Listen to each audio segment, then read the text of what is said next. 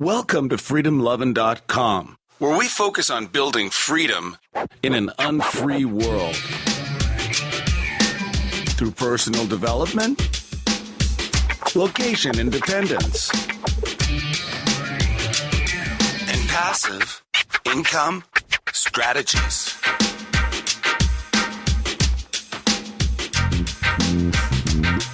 Now here's your host, Kevin Koskela. Welcome to Freedom Lovin'. This is Kevin, and this is episode number 43. And in just a few minutes, I'm going to be talking to my friend and host of Internet Business Mastery and lifestyle entrepreneur, Jason Van Orden. And stay tuned for that. There's some exciting stuff and really an interesting conversation and inspirational as well. So since the last time, it's been a couple weeks since I've done a podcast, and I think the reason last week I didn't get one off was that I was driving from San Diego to Austin. So that was a series of adventures itself. I intentionally did not want to hurry to get here. There's a lot of things to see along the way. And I started in Tucson, or I went from San Diego to Tucson, and I spent a night couch surfing at someone's place there, had a great time. And the next day, one of their friends, it was a couple, one of their friends showed me around downtown Tucson. I got to actually go into a co-working space and kind of see what's going on in the town there. And it was really cool. It's a small town, but it seems like a small town, but there's a lot going on. There's a lot of startups, and it seems like people are doing things. And the downtown area of Tucson is actually pretty nice. It's got a lot of really, like little restaurants and coffee shops and juice bars and things like that. And so I was impressed. Wasn't even aware of that. I think the weather in Tucson is actually pretty good most of the year. It gets a little hot in the summer, but it's not like Phoenix hot. It's a little bit elevation, so you get probably 10 degrees cooler in the summer. So it's nice. But then, of course, you have the desert. So we were talking about how nothing can grow there. So you basically have sand as your yard and cactuses maybe. But anyway, I got out of there, went to the Carlsbad Caverns, and that was a pretty interesting time. Actually, let's see. Before that, let me back up. So I had a little story about my drive from Tucson into New Mexico. I went through a border checkpoint. And I had this story on my blog, but I want to tell it anyway because it has to do with freedom, and it has to do with the whole border regime that we have to go through in the Southwest. Even when you're nowhere near the border, you have these checkpoints. It's kind of like Checkpoint Charlie in East Germany, and they just are there to make your life hell and miserable. And it's basically like kind of paper shufflers, but they hire like big guys, so they try to intimidate you, and you're guilty until proven innocent. And I've gone through some of these before, but never really had a problem. A lot of times they just kind of glance at you and wave you through, or they ask you if you're a U.S. citizen. And this time I stopped my car in the border point. This is in New Mexico, and I stopped my car, and there was a guy that was standing kind of off to my left a little bit in front, and he's just glaring at me, and I don't know why, but I glared back at him. So, of course, we got in this staring contest, and he just looks pissed off, and he's looking for something to get me. And it was very uncomfortable, but I kept staring back because I don't know why the guy's staring at me. There's no reason. So then he kind of waved his hand, like, go forward, like, go ahead, which I've seen them do before. Usually they just check you out and then they let you go, and that's it. So I started to go, and then immediately my car started moving. He lurched at my car and slammed some kind of a metal like device into my window, and it had a little edge on it, and I thought he was going to crack the window. He hit it so hard. It was on my driver's side window, and it kind of just startled me. I slammed my brakes on, and he's yelling at me, "Stop!" So I stopped, and then I'm like, I thought you said go, and then he's yelling at me, I did not say go. The red light, the light is red, blah blah blah. So he's yelling at me, and I'm just getting really uncomfortable. And at this point, I kind of almost forgot about the whole window thing because I was worried that he was gonna, kind of make my life even more miserable. So I just kind of argued with him a little bit because I was really upset. And of course, that doesn't get you anywhere. But he asked me some dumb questions like, where are you going? And I told him, and he said, oh, do you always travel with so much stuff in your car? And I said, yeah, I guess. And he was just being really snotty and wanted to get me on something, just wanted to harass me. And so he ended up asking me if I was a U.S. citizen, which I know from my research that is not constitutional. They can't ask you that according to the Constitution, but when has the Constitution ever stopped politicians and bureaucrats from doing things against it. I don't think it's, it rarely happens. So anyway, I just said yes. And then, I said yes. And then he kind of like looked away and he mumbled like, yeah, go ahead. And so I said, can I go? Am I free to go now? And then he yelled at me, yes, I said you can go. So I left and I was pretty shaken up, but just kind of annoyed. And, then I looked at my window and there is a scratch on it. So, I got some damage to my car. At first I thought I'm going to go after those guys. I'm going to, call them and send them letters and all that. But don't really have the time for that and don't really have the patience for it, because going up against those guys is probably going to be a huge losing battle, and I probably would never see any money from it. So I think I will report to my insurance company, which I need to do that soon. So and that's kind of a pain in itself. So anyway, lesson is that these guys, these border checkpoint guys, are not on your side. So it's best to just kind of make your stop there as tolerable as possible. I guess the way to do it is to kind of just smile and, pretend as if they are protecting you. It's tough to do. But yeah, they had the German Shepherds out and everything, so it was kind of one of those eerie things. But anyway, so then I went to the Carlsbad Caverns. That is an amazing place if you're ever in the southwest U.S. and you have a chance to get there. It is absolutely amazing. It's these caves, you go down, you're there, it's like a 1.5 to 2 hour walk through these caverns, and they have these limestone deposits, and they make these incredible shapes, and it looks like it's something that's man-made, but it's actually just formed by water, and it's so amazing. They have lights in there because otherwise it would be pitch black, but the park put the lights in, and so it's a tourist attraction. But it's $10. It's the difficult thing is it's way out of the way. I mean, it's out of the way from everything. I didn't realize it's not even in Carlsbad, New Mexico. It's actually 38 minutes outside of that. So I was a little bit surprised about all that. But anyway, I would recommend doing that if you're in any distance to southern New Mexico. So that was worth it. Then I headed out and I wanted to stay somewhere around Midland, Texas, Fair to Midland, Texas. So, because that was about 3 hours away from the caverns. And turns out that the oil boom is in full effect, and hotels in that city are ridiculously expensive. So $200 for a day's in, no thanks. So I stopped in the town just to go to Starbucks and check out hotels in the next town, and the next one on the way to Austin. So that was a interesting time. So I quickly found a hotel and I booked it, and I ran out the door and I got in my car and raced down because I was just ready to relax and go to bed and just get to Austin at this point. And I got to my hotel in this town. It's called San Angelo. And I opened my laptop bag, and there was no laptop. So that I realized what happened was I left it in the Starbucks, which I was just at. And that is a lesson to be learned. I was not being mindful and left easily the most valuable thing that I own as far as physical items, not just value in terms of money, but just information. Everything in my world is on my laptop. Luckily, I do have the Carbonite backup system, so I have everything that it's automatically backed up. So that I tried to ease my stress that night by telling myself that this is just money. I can get that back, but it still was pretty stressful. So I had to drive 2 hours backwards, so 4 hours total, and the roads are really, really tough and difficult to drive on.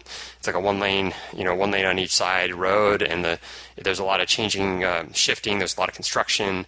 It's basically just there's a lot of trucks, and yeah, it's a really tough drive. So went back up there, and yeah, I called beforehand, and they had my laptop. It was a miracle.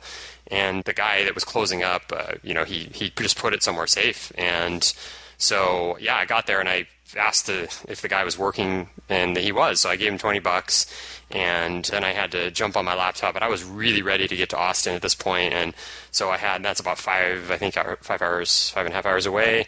So I jumped on my laptop, and had to finish up. I had to do some work actually, and when I was there, I saw an absolutely beautiful woman. One of the most beautiful women I've ever seen walk into that Starbucks, and I just kept thinking, I gotta talk to her. I really gotta talk to her, and then I just didn't. And I closed my laptop, and I left, and I got my car, and all the way down on my drive, I just kept thinking, why did I not talk to that woman? She was just absolutely gorgeous. So that is a lesson to be learned, because even if it's not, who knows? I mean, there may have been no connection there, and nothing, but it was just for my own sake, just to say hello and just to just to do it. It's just kind of one of those things, and because I felt horrible about not doing it for so long, that obviously even if she was just completely rude to me, that would have been a better outcome than not making the approach. So anyway, that was interesting. Got to Austin. It's been interesting. It's been really nice on the one hand. I really enjoyed it. The weather has been absolutely perfect. It's mid-80s every day so far, and sunny every day so far, and just perfect weather, light breeze. I've done a lot of little activities, and I just noticed like people are just so friendly here, and it's really a nice vibe. I really like this town. I am just so comfortable here, and it's going fantastically so far, and I'm working away. I've been busier than ever with work, so that's been taking up a lot of time. But on the negative side, my apartment that I moved into sight unseen is not what it would look like, what I thought it was going to be. It is in a new building, a newish building, I should say, and it's a good part of town. Like, it's central. Like, I can easily, like, it's a mile from downtown, and I can easily get just to a lot of different places. So that's a good thing. There's some restaurants, coffee shop right by walking distance. I've been going to a Starbucks just because I know the Wi-Fi is good and it's consistent, and I like Starbucks. But anyway, that's been a good thing. But the apartment itself it's so dirty. I mean, the guy that I'm subleasing from just left it a complete mess, and so that was a little bit of a surprise. He did mention that the refrigerator was, he didn't have a chance to clean the refrigerator, which is, that was disgusting. And I cleaned it a little bit, threw out some old meat and some old food. And, but the apartment itself is also a mess. And there's just like dog hair everywhere. I mean, not just a little bit of dog hair, there's like a lot on everything. And there is another problem, and I've had this in other apartments, and there's roaches. So some cockroaches showed up, and a couple nights ago. So the apartment management here, they said they're going to spray, and so I think that this will be taken care of. But I'm just amazed that someone could leave a place like this, and I don't know, maybe he didn't know about the roaches, who knows. But so that's the interesting thing.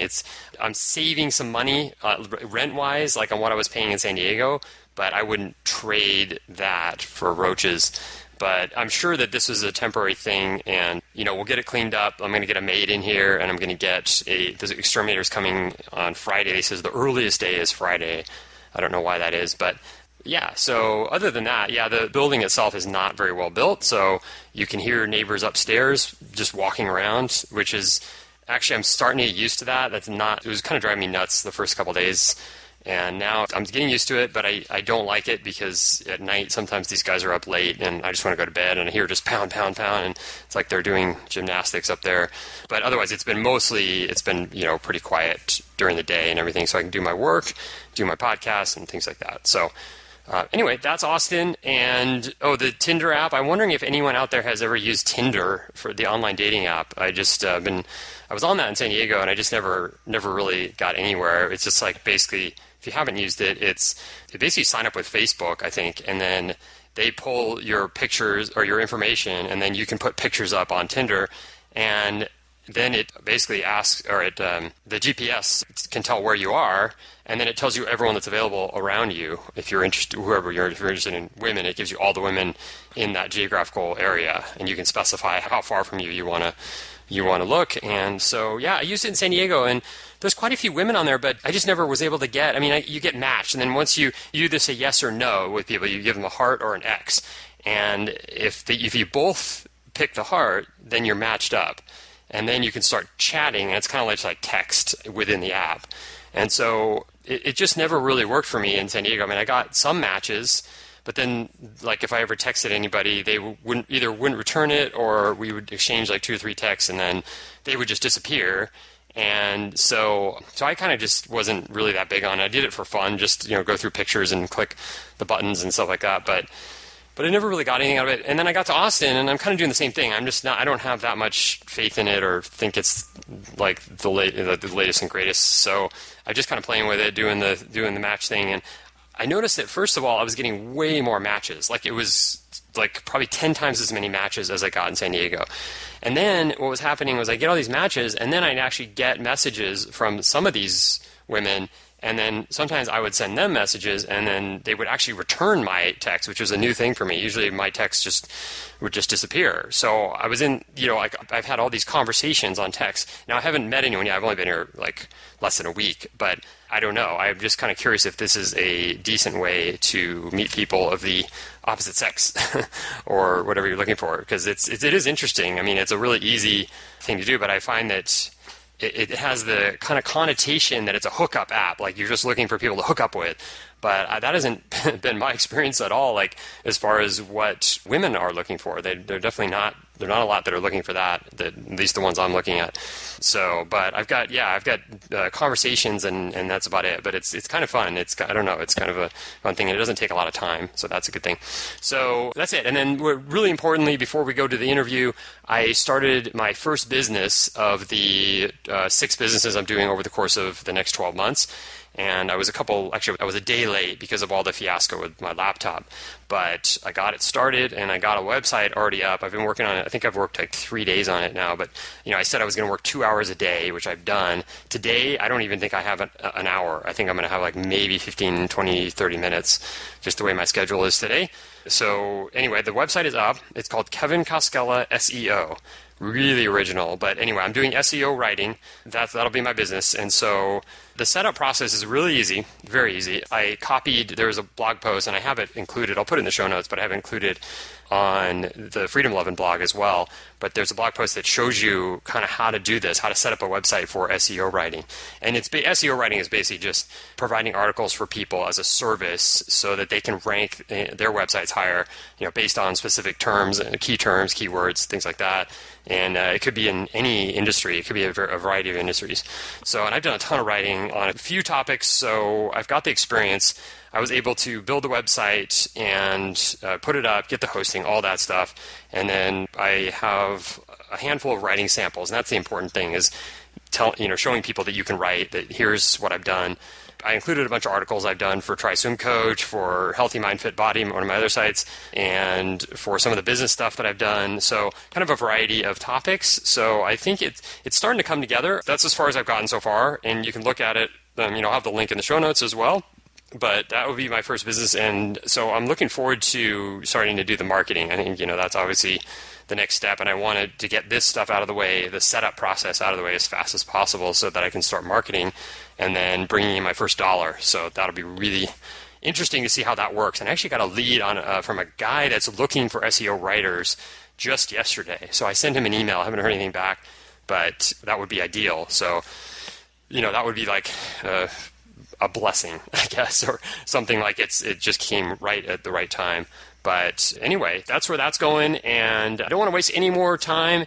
So without further ado, here is my interview with Jason Van Orden. Stay tuned, have a great week, and go out there and build some freedom.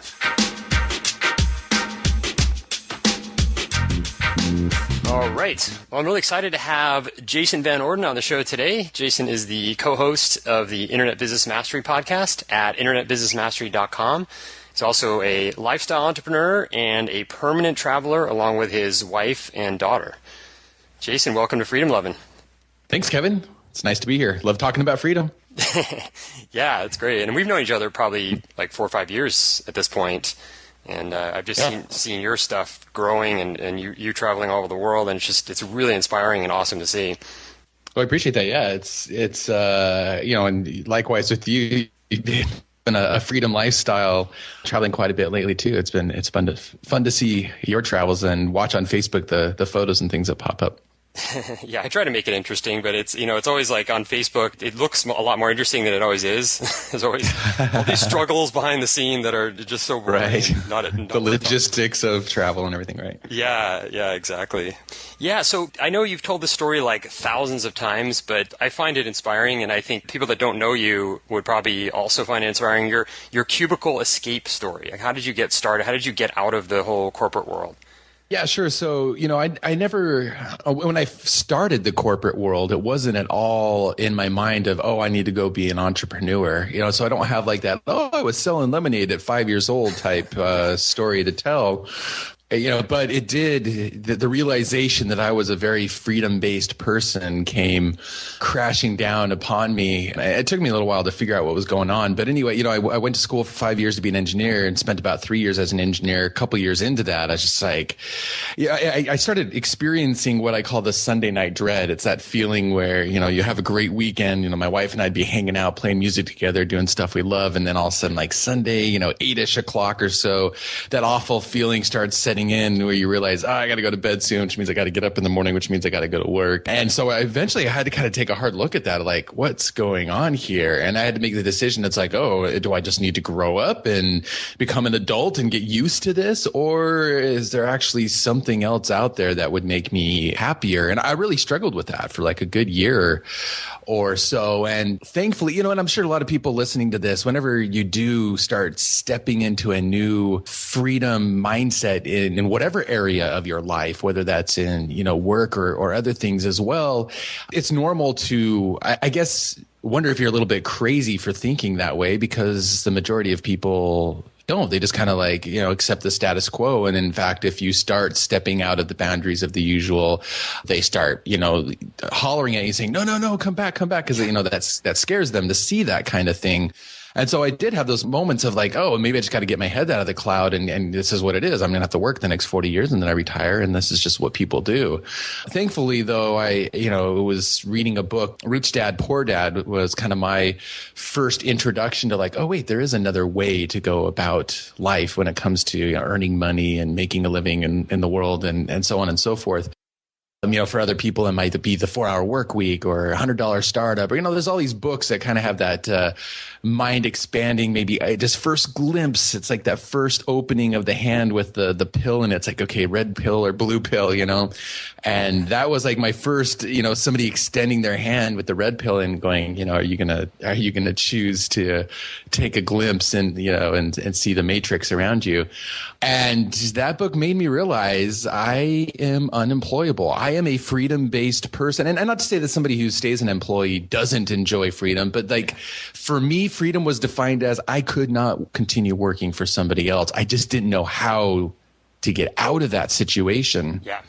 And so that was one wake-up call, was reading that book. Another wake-up call was this Black Tuesday where at work the phones started ringing, and one by one my friends were getting up and leaving the room and coming back 5 minutes later with a cardboard carton to fill up with their belongings and leave, having been laid off. And I'm going, oh my gosh. All of a sudden it was like, wait a second.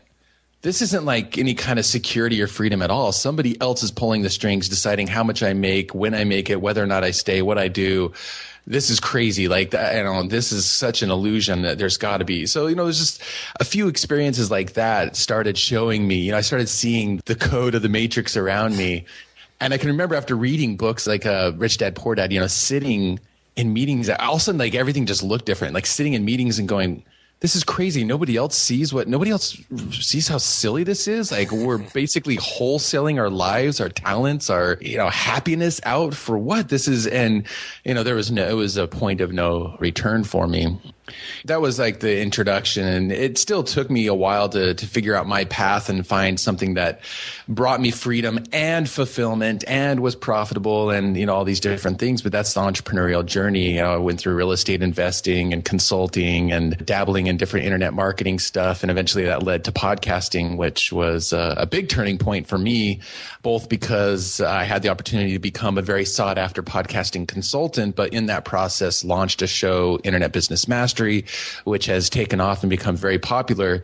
And I know you've had Jeremy on the show before, so people have heard of what we do, at least a bit through your show. But now we preach that message of being unemployable and using internet business to find freedom of time, freedom of location, freedom of expression, financial freedom, all these different forms of freedom that are important for happiness. Yeah. And I started listening to your podcast towards the beginning when you guys first started, and it was that, I had just read, the book was Rich Dad, Poor Dad that I read, and I actually read it after I was laid off from my job.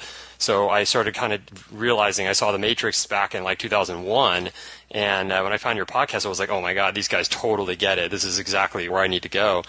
But what was interesting is then, kind of your path to from where you went from leaving your job to then starting Internet Business Mastery. How did you do that? Like, were you just like, I'm just crazy about internet business, so I got to talk about this all the time, or?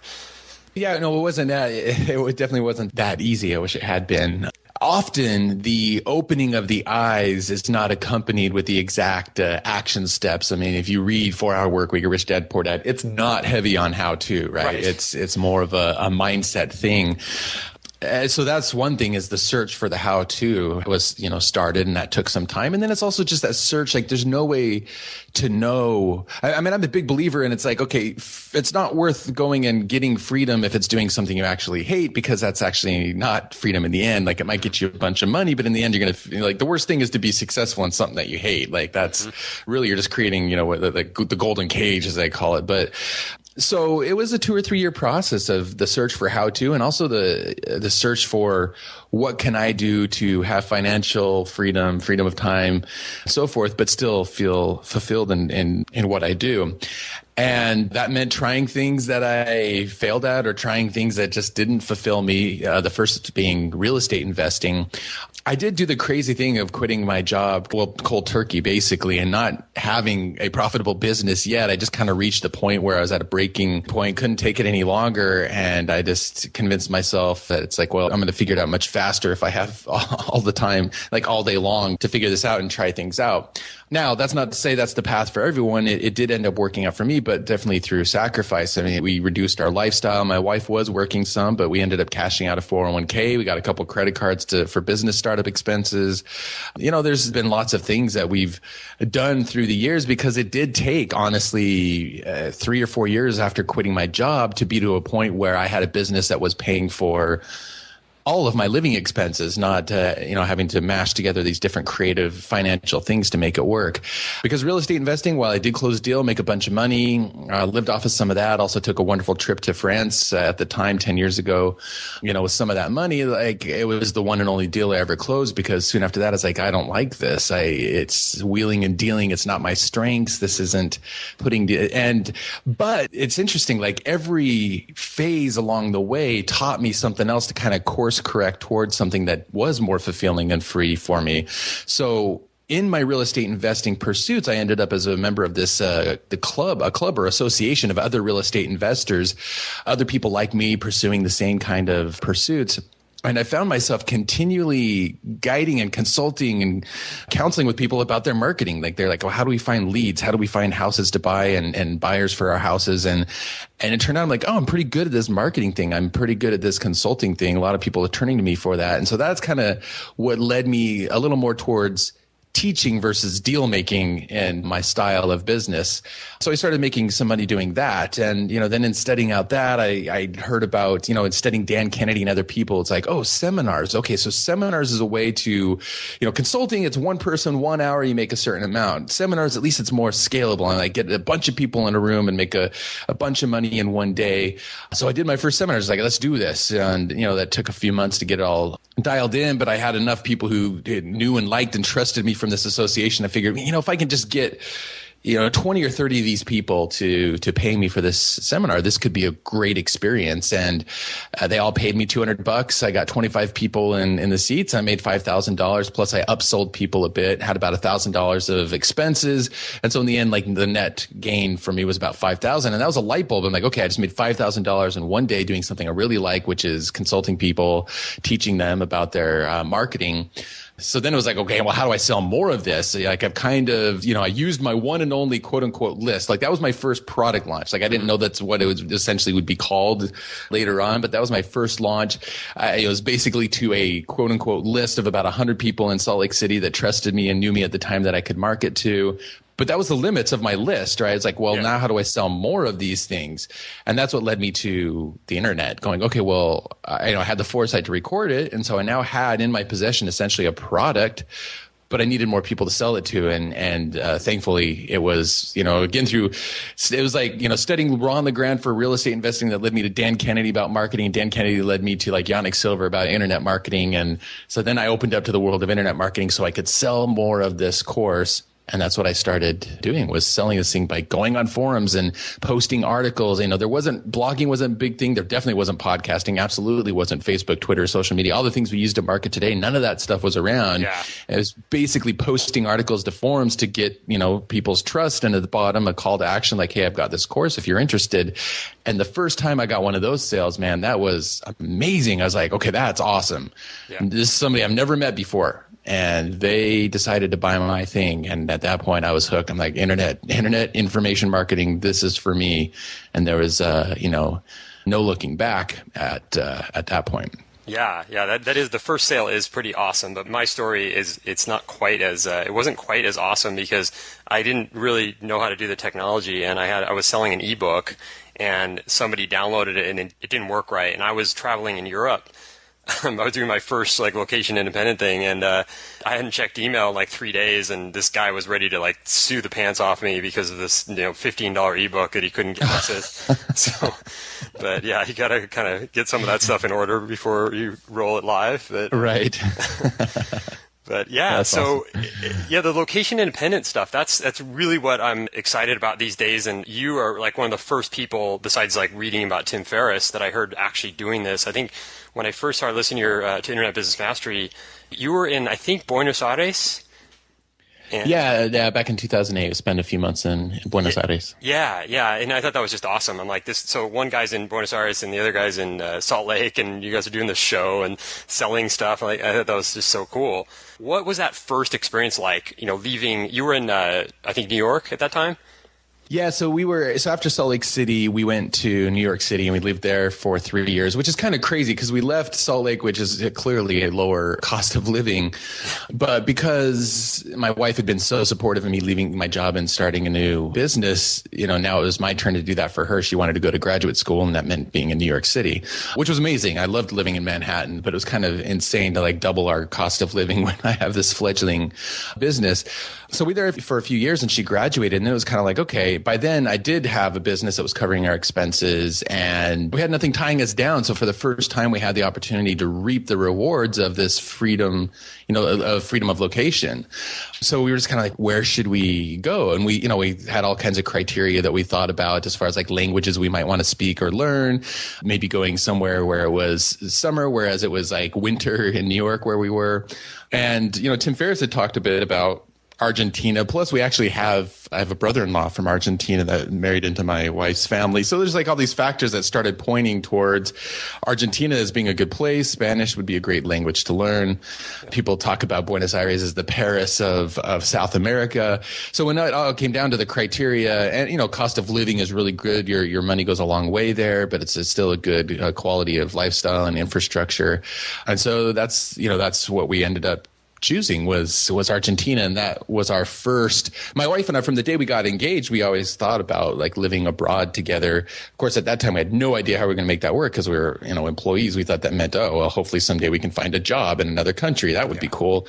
But here we were with a business making the money with the internet, could live anywhere, and as long as the internet infrastructure was dependable enough and the cost of living and the exchange rate was right, because that was a big thing I learned from the 4-hour work week was, this idea of lifestyle by leveraging the power of the American dollar in some of these other countries, whether that's Southeast Asia or South America or so forth. And so we're like, well, yeah, let's do that.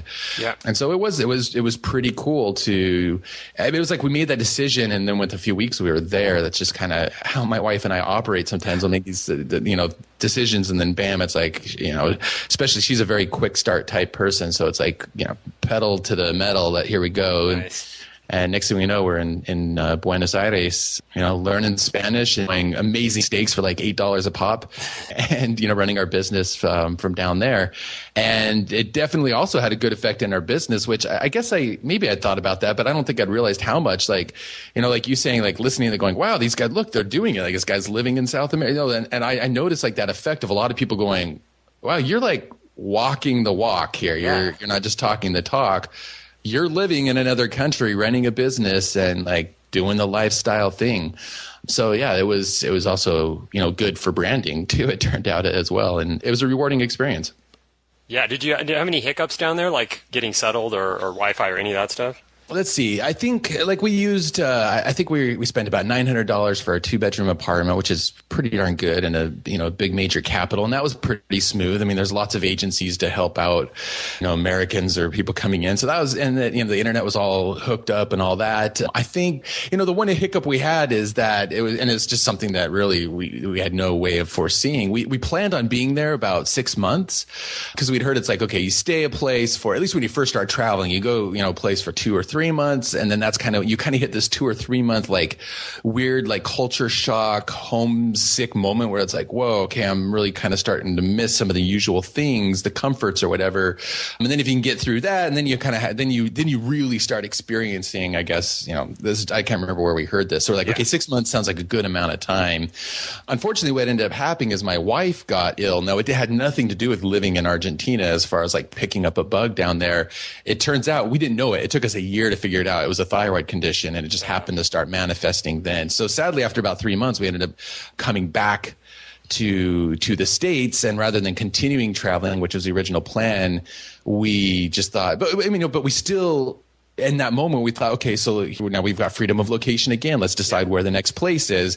We just knew that we wanted it to be in the U.S. where we could have access to the U.S. health. So again, we just started with our criteria. Okay, not too hot, not too cold. We don't want to own a car. We want good, transportation, a place with good culture. It has to be, a bigger, quote unquote, bigger city.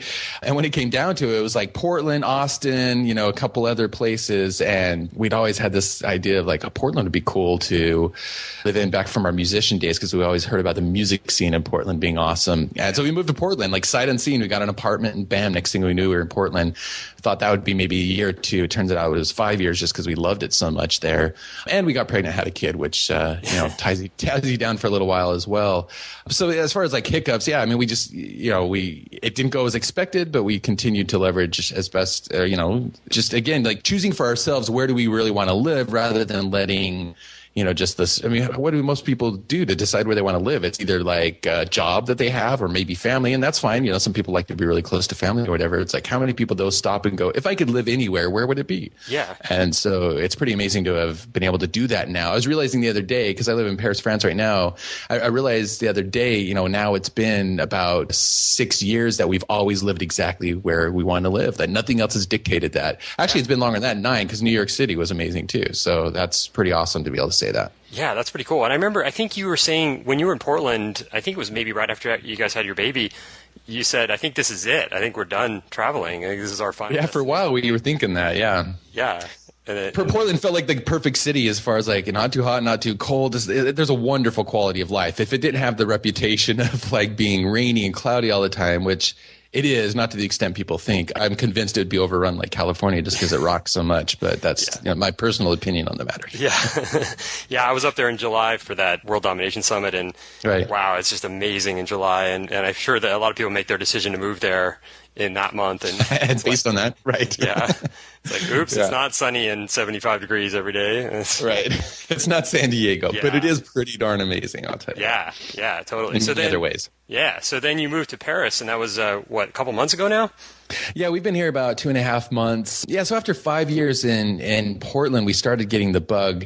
And here's the strange thing, like Portland was supposed to be like, oh, let's go try that out. Maybe we'll stay there for a year or two, and then we'll move, somewhere else again. And just funny how things happen. It took us a year to at least about a year or so just to figure out what was going on with, it's a thyroid thing and get that under control. And of course, coming back from a thyroid thing can take a long time. Like it wreaks havoc on your body. Yeah. So that kind of kept us in one place for a while. And I feel bad. Like we have family in New York City, and I swear like 3 times we told them, that's it, we're coming back. Like we really missed Manhattan. And then we'd go, oh, well, but then at one point I remember like we were like literally a week away from like buying tickets to go back to New York City. And we were walking around the Pearl District of Portland, which is kind of like, it's a really nice area of Portland. It's some of the most expensive real estate in Oregon right now. And, just for fun, we were walking around and we walked into one of these, nice kind of high rise, newer apartment things there. And they took us, of course, as any apartment does, like they take you immediately to their nicest thing and try to wow you with that. And they walked us into this like top floor apartment with like floor to ceiling windows and like bridge view, and you can see Mount Hood and downtown and all this stuff. And like, how much is this? And, they told me, and I'm like, okay, I'm about to go spend more than that for a place way smaller that doesn't have this kind of. So all of a sudden we're like, okay, you know what? New York's awesome, but let's maybe see like what can Portland really afford us in terms of lifestyle. Yeah. And so we decided to stick around for another year or two, which is what we did. And then right again, in fact, I was literally in New York City. I was speaking at New Media Expo at the Javits Center, and I extended my trip an extra 2 or 3 days to look around for apartments. Again, we were moving back to Manhattan, and it was while I was on that trip, I got a call from my wife saying, "Oh, I just took a pregnancy test this morning." Mm-hmm. And it wasn't that we we had decided, oh, anytime now we could have a kid, that's fine. But as soon as that reality hit us, it was like, okay, have our first kid in Manhattan or have our first kid in Portland? And it just in the end, we're like, yeah, let's stay in Portland to become parents, right? But then which I think was a good decision. It was a wonderful place to have a child. But then once, Cece, our daughter, once she was about 2 years old, we just started feeling again like nothing holding us down. We've got our groove on the parent thing. We absolutely love Portland. In many ways, we don't want to leave. But, how many times do you have to, just the call to adventure started coming back. Yeah. And thankfully, the exchange rate for the euro and stuff had come down, because the last time I think we had looked, it was close to 2 to 1, whereas now it's more like 1.4 to 1. Okay. So we're like, let's go to France. Because, when we got engaged, we said, someday we want to live in France. And so it just felt like, we had visited there on one of our anniversaries, looking around going, what would it be like to live here? And it just seemed like we just started feeling like that's it. It's time to do this. Let's go to Europe. Let's take our daughter. Let's give her a cultural experience. Yeah. Who knows when we'll have this chance again? She doesn't need to be in a specific school in a specific place or anything right now.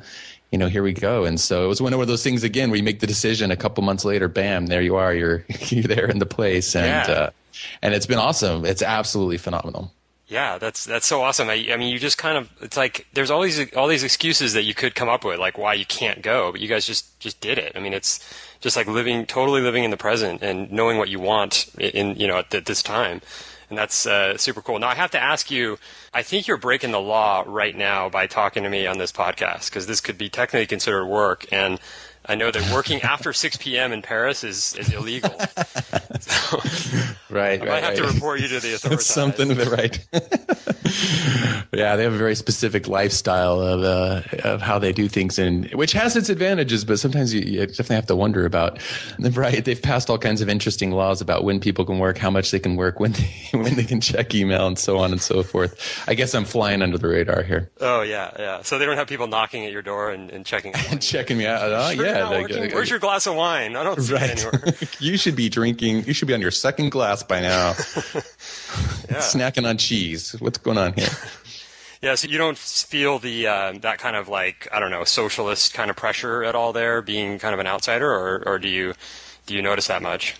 No, not at all. I mean, it is a different culture, obviously, and that's part of what we're looking for, is to enjoy a different culture. Government and bureaucracy wise, I mean, sure, some of that affects us because we have to get, a visa in order to stay longer than 90 days. And we've got the Schengen area, which is a coalition of countries in Europe that have basically banded together to make it as easy to travel amongst borders as it is like states in the United States. Yeah. But that means that if you want to be here on an American passport, you've got basically 90 days every 180 days to be in any of these countries. So we wanted to stay at least a year.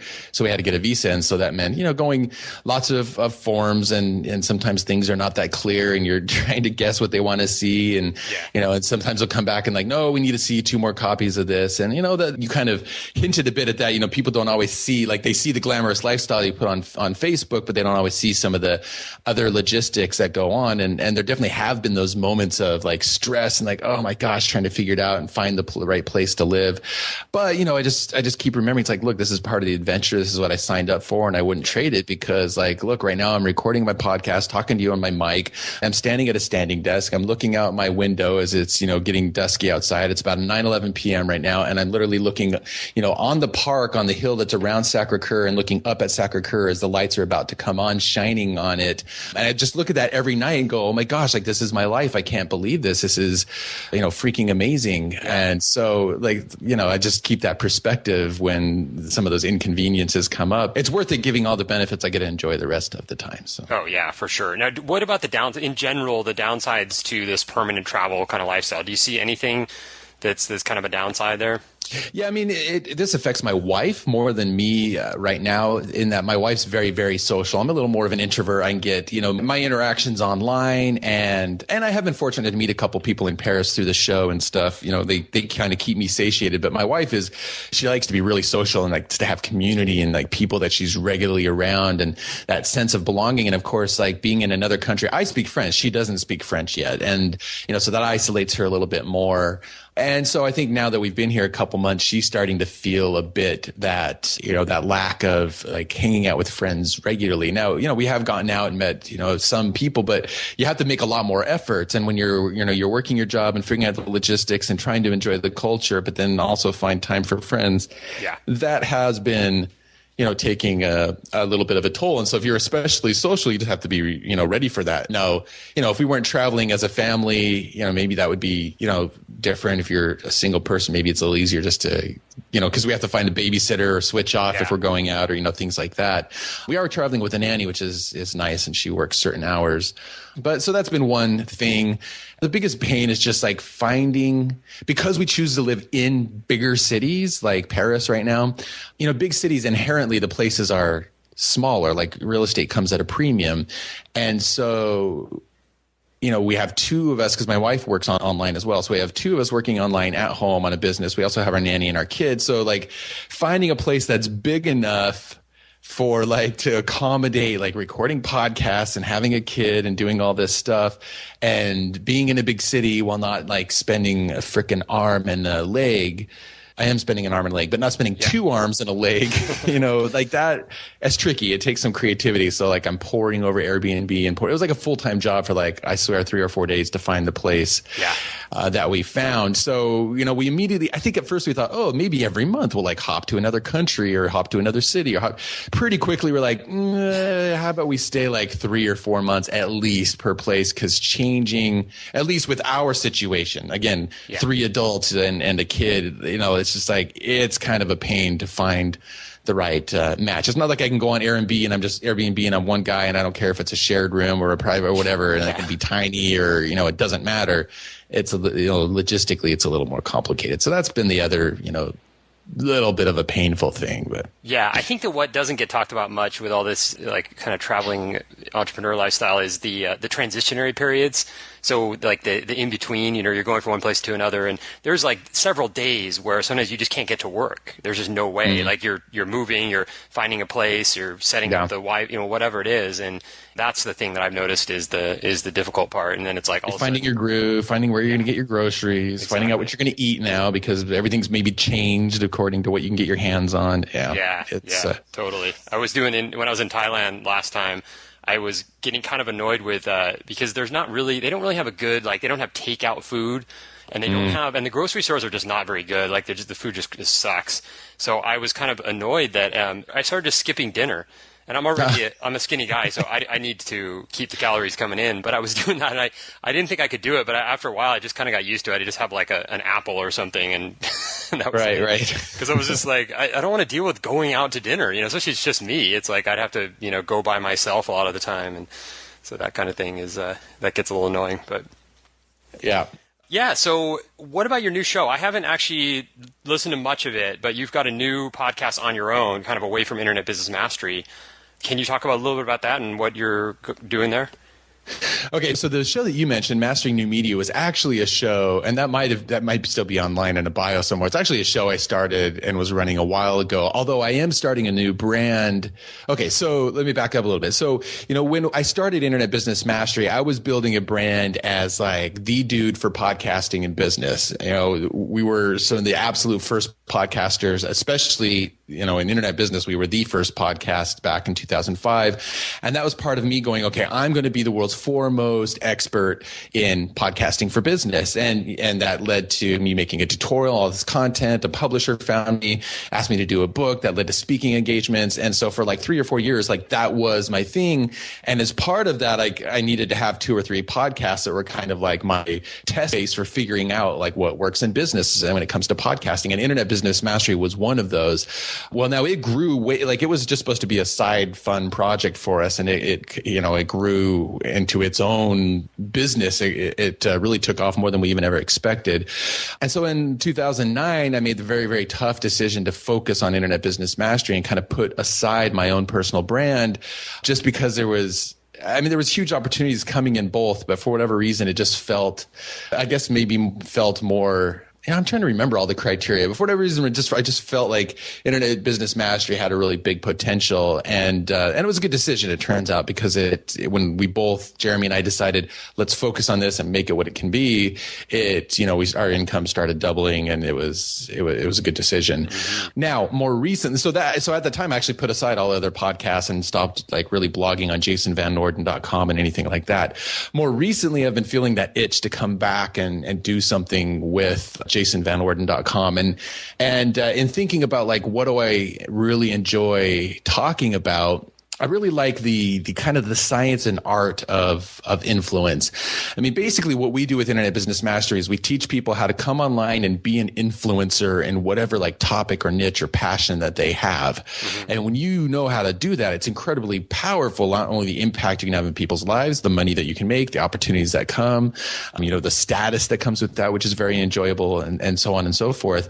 And so we've learned, a lot, and I've learned a lot through podcasting, Internet Business Mastery, and all that, about like how to use the internet to build influence. And there really is a science as well as an art to it.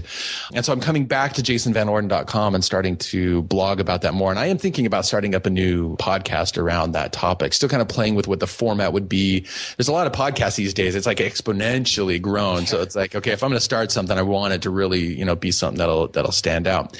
So that's, on the side of Internet Business Mastery, both Jeremy and I are actually working on a separate brand, kind of going through our own system that we teach through Internet Business Mastery, so we can use that as a case study, and also just to test out and keep updated everything that we teach as well. So that's what I've got going on. Cool.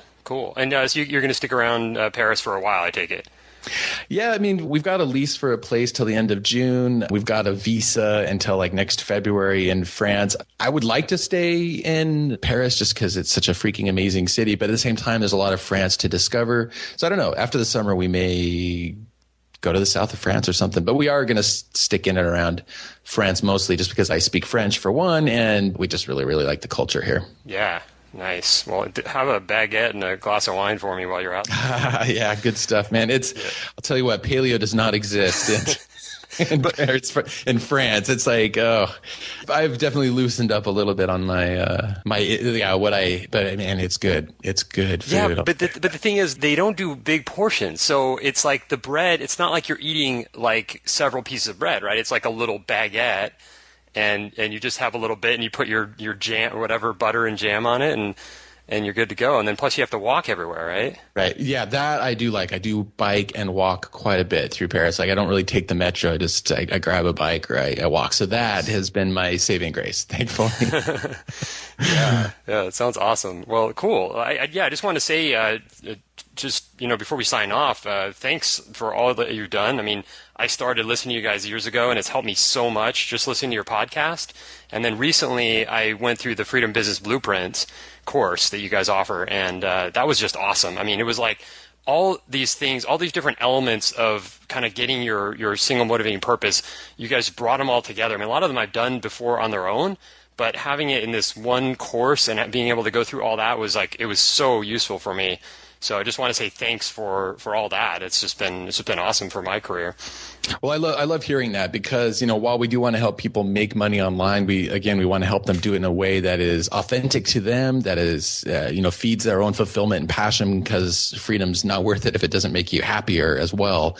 And, while freedom is key to happiness, there's a lot of other ingredients in there too. So we just wanted a process that helps people to concisely come up with kind of that statement that serves as a compass, continually guiding you not only to increasing freedom, but to increasing, fulfillment and purpose and happiness at the same time. So I definitely appreciate hearing that feedback, that I was able to help you in doing that as well. So thanks for that. Awesome. Yeah, cool. Well, that's a good place to end it. So, Jason, thanks so much for coming on. And again, his website is internetbusinessmastery.com. And yeah, have a great time out there. Thanks, Kevin. Thanks for listening to another episode of the Freedom Lovin' Podcast. To break free today, head on over to freedomlovin.com and download our free guide. 7 practical tips to living free in an unfree world.